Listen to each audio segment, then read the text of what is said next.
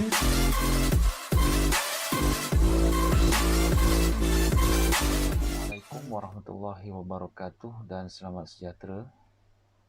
Pada hari ini, cikgu akan terangkan kepada awak tentang cara menulis sudokod dan melukis carta alih bagi linear search dan juga binary search.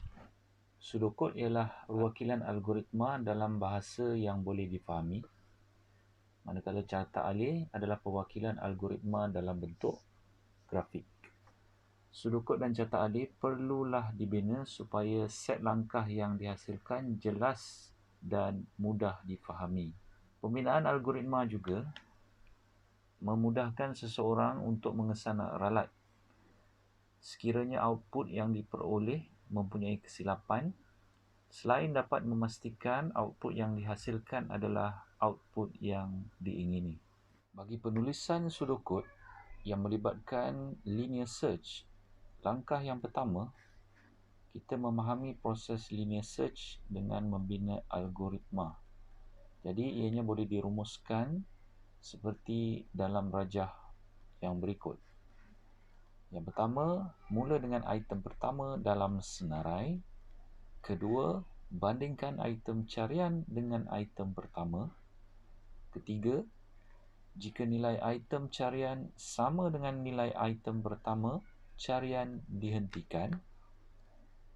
Keempat, jika nilai item carian tidak sama dengan nilai item pertama, ulang langkah 2 hingga langkah 4 dengan item yang berikutnya dalam senarai. Carian tamat apabila item carian diperoleh atau semua item telah disemak. Langkah kedua, kita akan mula menulis sudokod dan melukis carta alih. Jadi kita kena tahu beberapa pemboleh ubah yang berkaitan terlibat untuk penulisan sudokod, seperti yang pertama, huruf L yang mewakili senarai yang mengandungi item-item. Yang kedua, huruf T iaitu pemboleh ubah yang mewakili nilai item carian. Huruf I, pemboleh ubah yang mewakili kedudukan item dalam senarai L. Huruf N, pemboleh ubah yang mewakili bilangan item dalam senarai L. Okey, baik. Kita tengok kepada contoh bagaimana nak menulis sudokod bagi satu senarai nombor untuk linear search.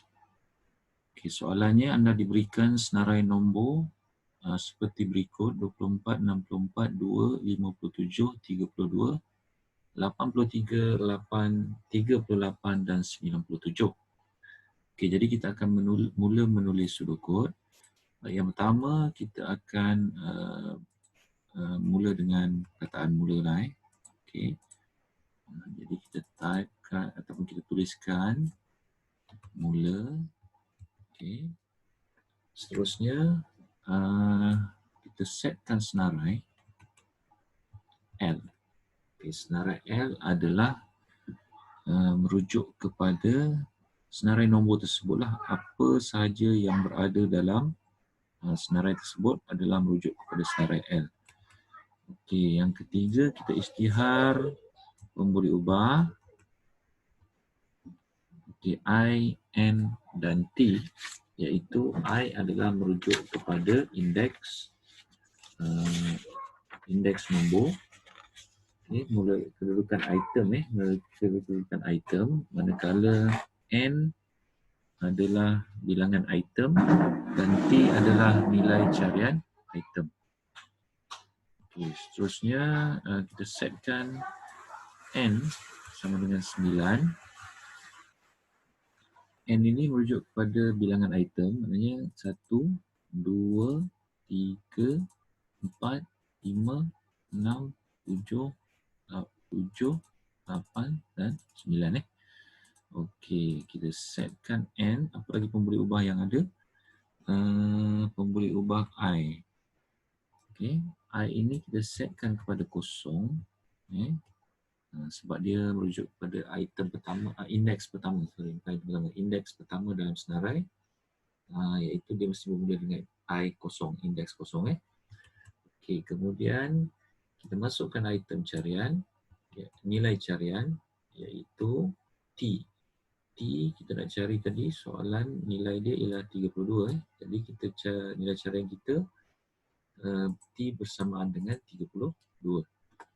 Okey, seterusnya kita masuk pada syarat. Syarat dia, okey, jika I lebih kecil daripada N, maksudnya nombor indeks lebih kecil daripada nombor bilangan item, maka syarat yang pertama, syarat yang pertama, jika L indeks, maksudnya indeks dalam senarai bersamaan dengan nilai carian. Maknanya kalau kali pertama, cubaan kali pertama ni cubaan kali pertama, indeks yang pertama terus jumpa nilai T, T tadi nilai 32, maknanya 32 ni dijumpai pada carian yang pertama. Maka kita akan terus arahkan ataupun dalam sudokod tersebut kita akan tulis item tersebut berada dalam senarai. Jika cubaan kali pertama nilai T telah ditemui, maka item itu akan dipaparkan item dalam senarai dan terus langkau ke langkah 9. Maknanya langkah 9 ni kita jangkakan sudokod kita akan tamatlah pada langkah 9. Okey. Seterusnya, jika tak jumpa pada carian yang pertama, apa yang berlaku?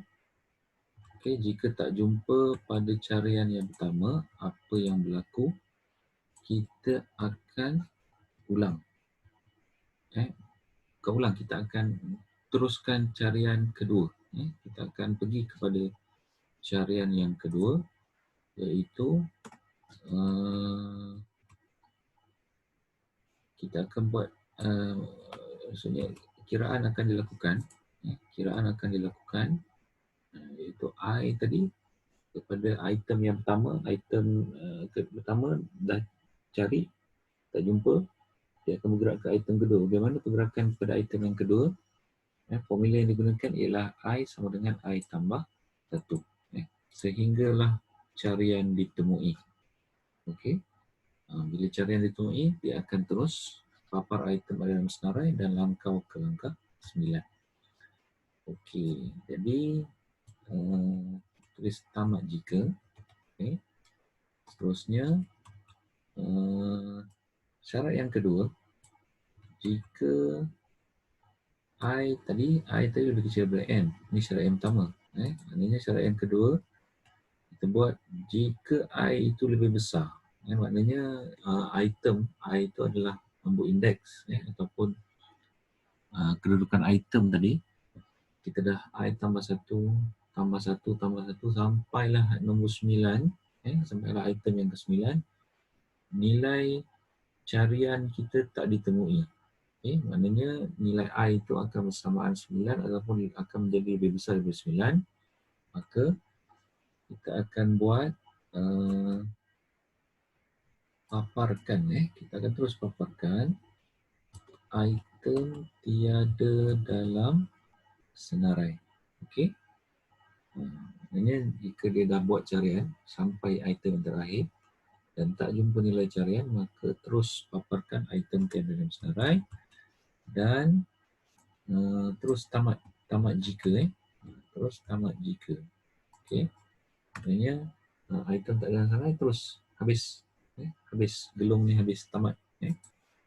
Dan item 9, jangan lupa kita akan tamatkan kita punya sudokod bagi linear search ini.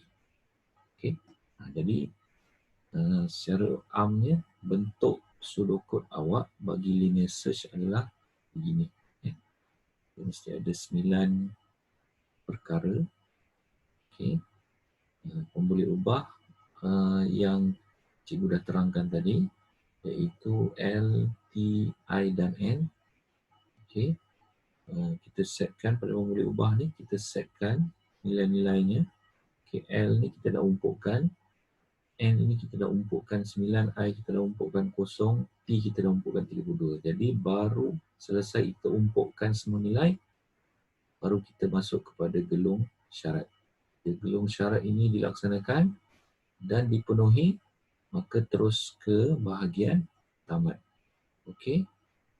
Okey, kita akan tengok kepada carta alif.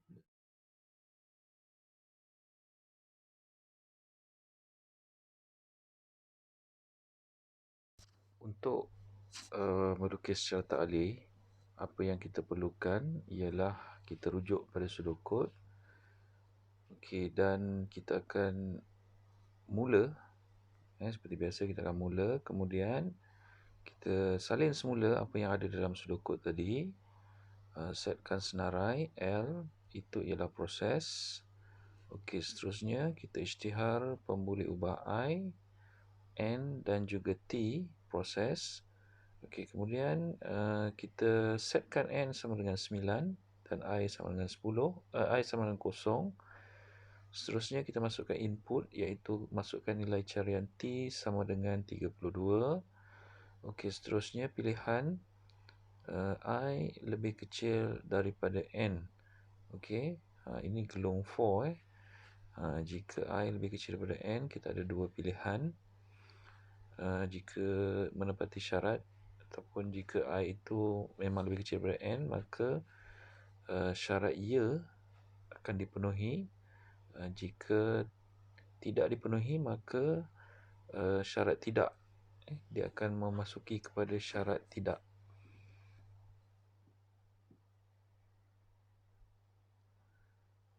Okey, untuk pilihan, awak kena ingat ianya adalah bentuk diamond. Okey, jadi ada dua cabang. Okey, kita buat macam cikgu buat di sebelah kanan, anak panah ke kanan dan anak panah ke bawah. Kanan adalah untuk ya. Okey, jadi jika memenuhi syarat tadi, maka dia ada satu lagi syarat, iaitu adakah L sama dengan T? Maknanya adakah carian untuk indeks carian tadi, adakah telah dijumpai item tersebut? Okey. Kemudian dianya merupakan pilihan dan kita buat juga ya ataupun tidak. Dalam kes ini kita buat anak panah ke bawah akan mewakili ya, anak panah ke kanan akan mewakili tidak. Okey, jika syarat L sama dengan TI itu dipenuhi, maka carta alih tadi aliran dia akan memaparkan item ada dalam senarai. Jika tidak, item tersebut, indeks tersebut akan dicari lagi dengan meletakkan formula I sama dengan I tambah 1 dan kembali semula ke gelung I lebih kecil daripada N tadi. Okey, jika papan item ada dalam senarai dan dijumpai, maka akan terus ke bahagian tamat. Okey, untuk syarat I lebih kecil daripada N, kalau tidak dipenuhi, maka I lebih besar daripada N adakah dipenuhi? Jika ya, maka papar item tiada dalam senarai. Maknanya carian tadi telah pun selesai dan tidak menjumpai item yang ingin dicari, maka item itu bermaksud tiada dalam senarai. Okey, dan terus ke gelung tamat juga. Ini menunjukkan bahawa item carian tersebut tidak ada dalam senarai. Okey, jadi untuk carta alih adalah penting untuk awak memastikan ianya adalah berdasarkan sudut kod dan betul. Okay, jadi untuk video yang berikutnya, cikgu akan tunjukkan berkenaan sudut kod dan carta alih berkenaan dengan binary search.